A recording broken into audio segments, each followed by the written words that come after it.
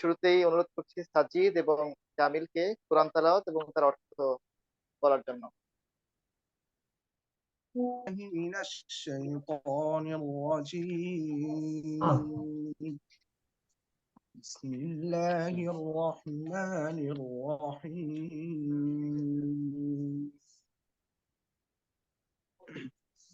ألف لام ميم. أحسب الناس أن يتركوا أن يقولوا أن يقولوا آمنا وهم لا يفتنون. ولقد فتنا الذين من قبلهم فليعلمن الله الذين صدقوا وليعلمن الكاذبين.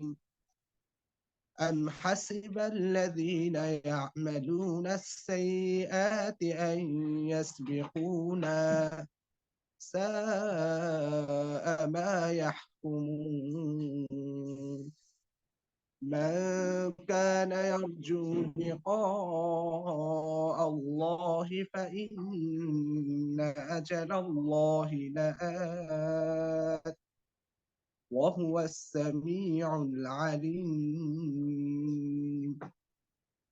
ومن جاهد فإنما يجاهد لنفسه إن الله لغني عن العالمين.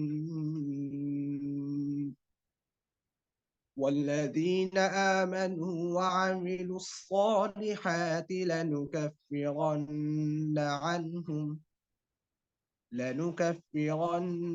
عنهم سيئاتهم ولنجزينهم أحسن الذي كانوا يعملون. ووصينا الإنسان بوالديه حسنا وإن جاهداك لتشرك بي ما ليس لك به علم فلا تطعهما إلي مرجعكم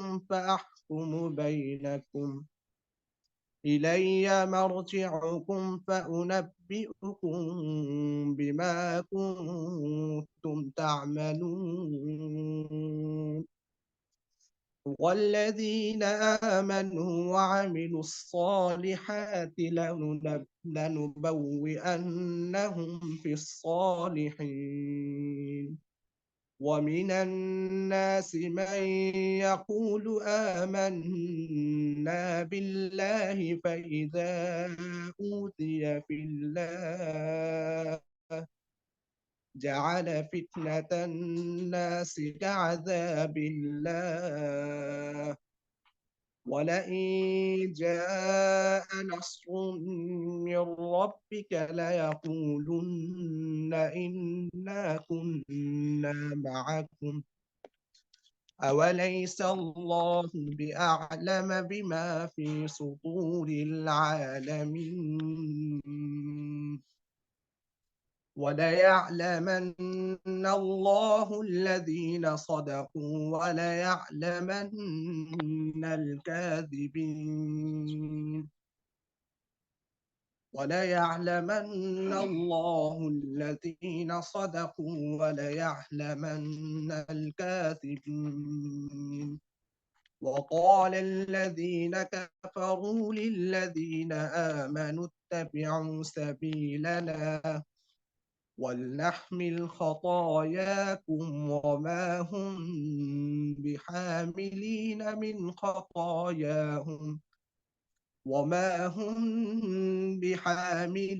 من خطاياهم من شيء إنهم لكاذبون.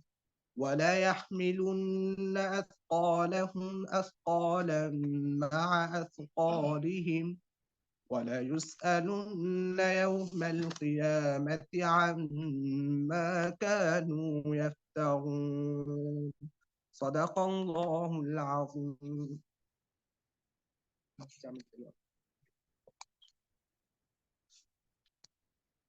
অর্থ আলিফ লাম মিম।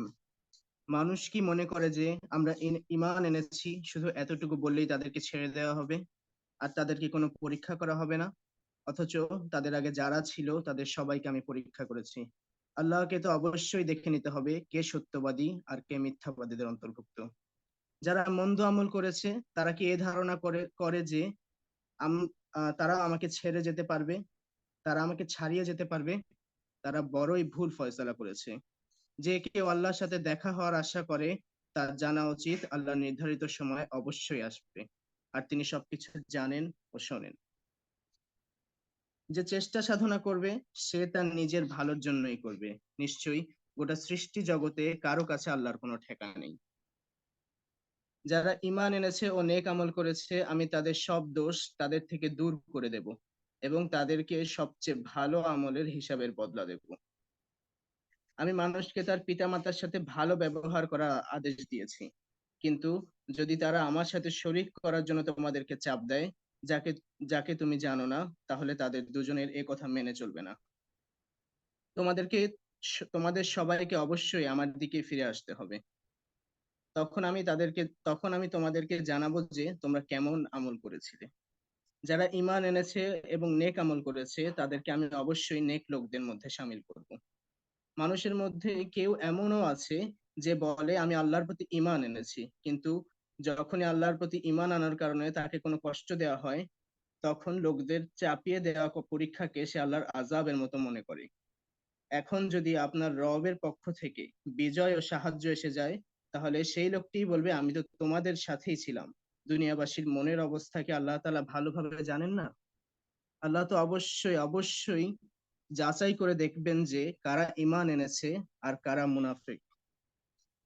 যারা ঈমান এনেছে তাদেরকে এই কাফের লোকদের যারা ঈমান এনেছে তাদেরকে এই কাফের লোকেরা বলে তোমরা আমাদের পথে চলো, আমরা তোমাদের গুনাহের বোঝা আমাদের উপর নিয়ে নেব। অথচ তাদের গুনাহের কিছুই তারা বহন করবে না। নিশ্চয়ই এরা মিথ্যাবাদী। হ্যাঁ, অবশ্যই তারা নিজেদের গুনাহের বোঝা তো বইবেই, তাদের বোঝার সাথে অন্য অনেক বোঝাও। যারা যারা মিথ্যা রচনা করে চলেছে সে বিষয়ে কিয়ামতের দিন তাদেরকে অবশ্যই জিজ্ঞাসাবাদ করা হবে। সূরা আনকাবুত 1 থেকে 13।